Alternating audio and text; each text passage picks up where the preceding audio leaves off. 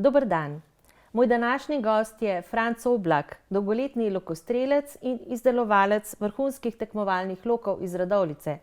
Letos mineva 50 let, odkar je prvič tekmoval, in nekaj let manj, odkar je izdelal svoj prvi tekmovalni lok. Vmes se je zgodilo življenje, moj sogovornik pa se je izmojstril na obeh področjih. Gospod Franc Oblak, pozdravljeni. Dober dan. Leta 1974 ste streljali na svojem prvem lokostrelskem tekmovanju. Kako je šlo? Ja, šlo je zelo slab, ker jaz sem bil takrat prvič sem lok kupil 74. leta v Slovenija športu in sem bil čisti samouk, tudi nisem nikjer literature dobil, zato sem šel v Maribor na prvi turnir dvoranski, kjer se šele videl, kako se pravilno strela. Svetovali so mi Štajerci kar veliko, ker so bili oni takrat v špici, tako da se je od takrat naprej šele začel moj razvoj. Pa niste takrat recimo obupali, ko ste videli, da... Ne, to pa jaz zelo redko obupam. To pa ne.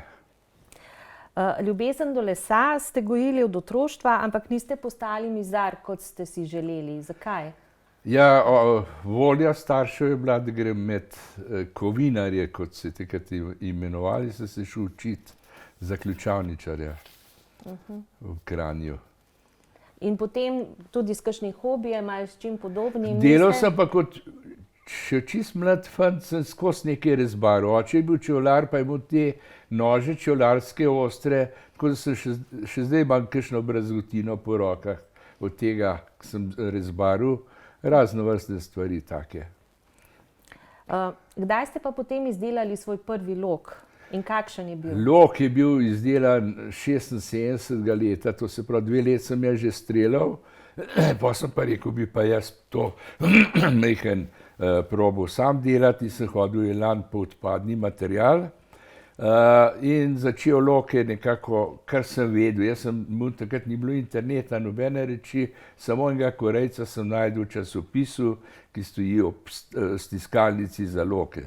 Tako da sem 1-2 let sem loke sicer lepo, ampak so se vsi zlomili. Pa spet niste obupali? Ne, nisem, bil sem pa takrat že v reprezentanci jugoslovanski in smo nekje na svetovnem prvenstvu, mislim, da je bila Anglija, spoznal enega Čeha, ki je bil trener nemške reprezentance in on je pa loke že delal.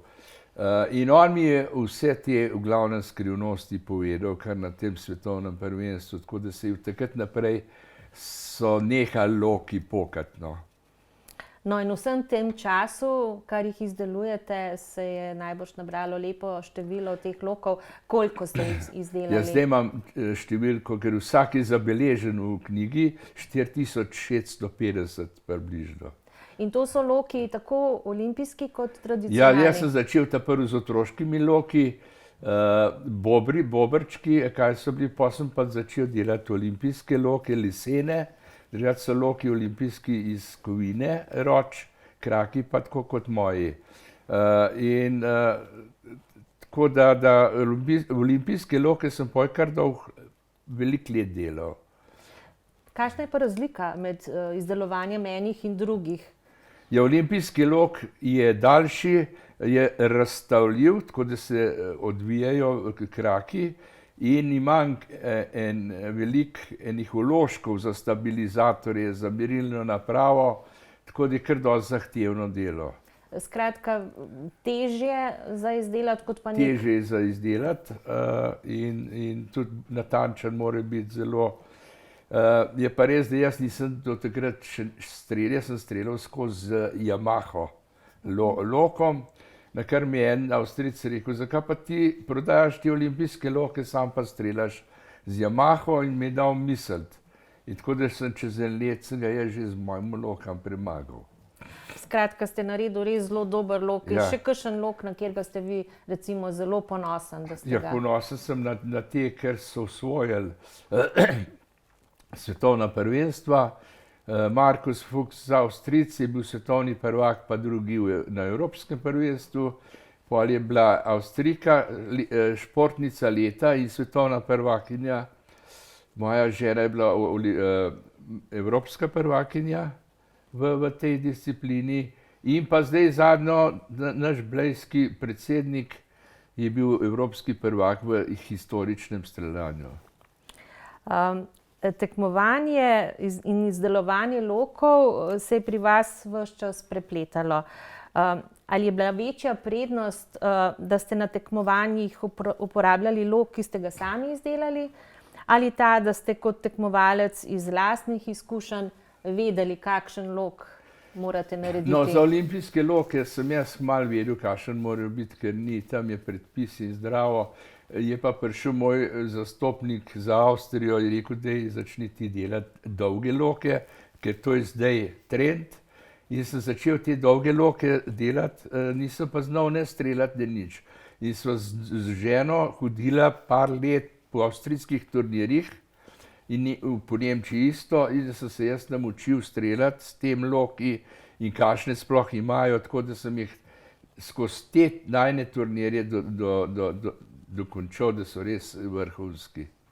No, ampak ravno ta prehod z olimpijskega loka na dolgi lok pri streljanju je vam povzročil nekaj težav. Dogaja se, pri olimpijskem loku imamo tako imenovan kliker, ker ti vlečeš puščico, ker do konca prideš, ta kliker poč in takrat ti avtomatsko spustiš. Pri teh tradicionalnih lokov pa ni tega. In pol čakaš, da bo to počelo in se ustrašiš, nič ne poč, da veš, kako bi spustil. Tako sem se 3 leta matral, to se imenuje target panika, strah pred tarčo. In tako da sem se matral 3 leta, na kar sem rekel, zdaj pa samo še lahko roke zamenjam, ker dela druga stran možganov, in tako je pa pol uspel mi.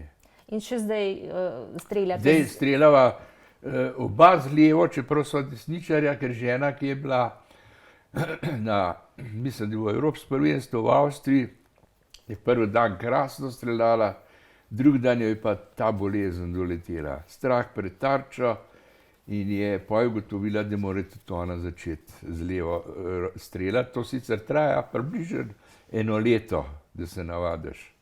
No, vaša soproga je bila tudi kar dobra partnerka vaša na tekmovanjih, še preden je sama začela tekmovati. Ja, ona je z mano zmeraj hodila na te olimpijske turnirje, to so turnirji na nogometnem igrišču, kjer streljamo 90 metrov, 70, 50 pa 30.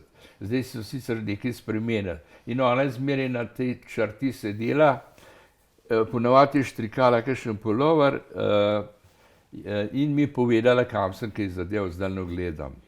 Kako so pa kaj drugi? Ja, enkrat so jo Rusi so se pritožili in je mogla zapustiti to linijo streljanja. So spregledali, da ni samo štrikanje. Ne. Kako pa poteka izdelava loka, od zamisli pa do končnega izdelka? Ja, jaz bom zdaj govoril od teh tradicionalnih lokov. Ta prvi treba en dober les dobiti, to je v glavnem brest, kar je naših pa bambus.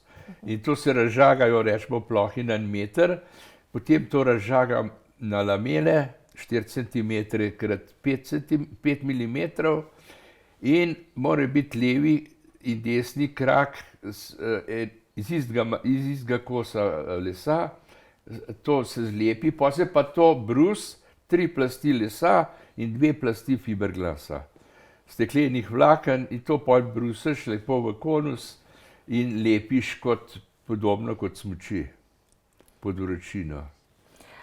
Zdaj povedali ste mi, da so vsi vaši loki unikatni, vi ne izdelujete serijskih. Ne, jaz nisem nikoli serije delal. Ja. Se pravi, tukaj se zelo izkaže tudi vaš smisel za oblikovanje. Ja, jaz sem delal loke, v glavnem so mi zmeraj povedali, kakšen lok želijo, koliko je dolg, mislim, kjer tip, a je ukrivljen, a je dolgi lok, in pa koliko močen, pa z kakšnega lesa. Tako da za vsak lok sem delal posebej.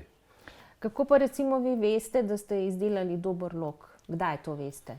Ja, ker ga enkrat napnem, že čutim, da oba kraka enako delata. Če pa ustrelim, pa sploh že slišim ti zvok ta prav. Sicer to težko od začetka vedeti, pol pa praksa da. No, leta 1989 ste imeli na Blejskem gradu svojo prvo razstavo, ste prvič pokazali svoje loke, ste pa sodeloval takrat z Oskarjem Kogojem. Ja, jaz sem videl ene izdelke Oskarja Kogoja v eni reviji in me pa zanimalo, nisem znal dobro lakirati vrhunsko in sem mu pisal, če mi lahko pomaga pri lakiranju. On je kar en dan, lep dan se je najavil pri nas, je pogledal, kaj imam, rekel, bomo šli in sva šla midva ta prvo v Italijo, me peljal na tovarno pohištva, kjer lakirajo, kjer ženske brusijo. Poj pa kar rekel, jaz ti bom pripeljal lesove iz Italije, raznovrstne, ti boš loke naredil in bova naredila razstavo. In sva res na Bledu in on na gradu sva imela prvo razstavo. In tako se je začel počasi. Poj je šla ta razstava tudi na Japonsk, nekaj v Ameriko. Tako da pa sva pa počasi zaključila, ker sem jaz začel delati te tradicionalne loke, ki so drugačne oblike. Vi še vedno tekmujete? Oba z ženo še zmeraj tekmujeva, sicer tako, žena je še kar dosti v redu, jaz sem malo dol padel, ker mi EMŠO nagaja, ampak že zaradi zdravja hodiva okoli. Kaj pa naredite, preden začnete streljati? Mislim, na kaj pomislite, kaj se takrat... Ja, vsak strelec ima svojo proceduro. Prvič, kako se postaviš, pogledaš tarčo, pol katero roko daš naprej. So različne tehnike. V glavnem se je pa treba takrat, ko ti lok napneš, koncentrirati na točko, kam bi rad zadeval. Tako, ker hočeš kamen vršiti, nagledaš, nič ne meriš, ampak samo tisto točko, kam naj bi In če si dober, verziran lokostrelec, boš kar eno belo piko videl tam, kamor pogledaš. Že v mislih vidite cilj. Ja. Na kaj ste pa vi v življenju najbolj ponosni? Ja, ponosen sem najbolj sicer na družino, na moje hčere, ki so vse zelo uspešne, na ženo, ki je to mi pomagala, in na njene uspehe v lokostrelstvu. Tako, žena, sreč imam, jaz sem bolj levi za jezike, žena pa obvlada italijansko, nemško, zdaj še angleško, tako da ker sem v glavnem delal loke jaz za tujino, je vse ona to peljala, ta posel v jezikih pa stiki s tujimi. Kaj pa je vaš moto v življenju? Kaj vas vodi? Ja, jaz imam rad, da imam zjutraj, ko se zbudim, da že imam plan narejen, kva bi delal.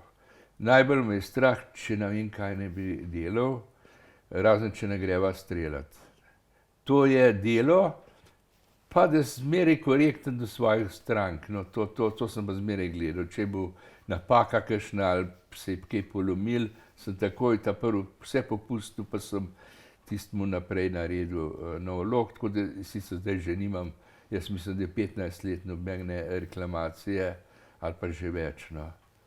Se pravi, da prisegajo na vašo kakovost? Ja, zdaj se oglašajo, jaz sicer ne morem več delati toliko, ampak tak so že pred 30 leti, 20 leti kupili moj lok, spet naročajo.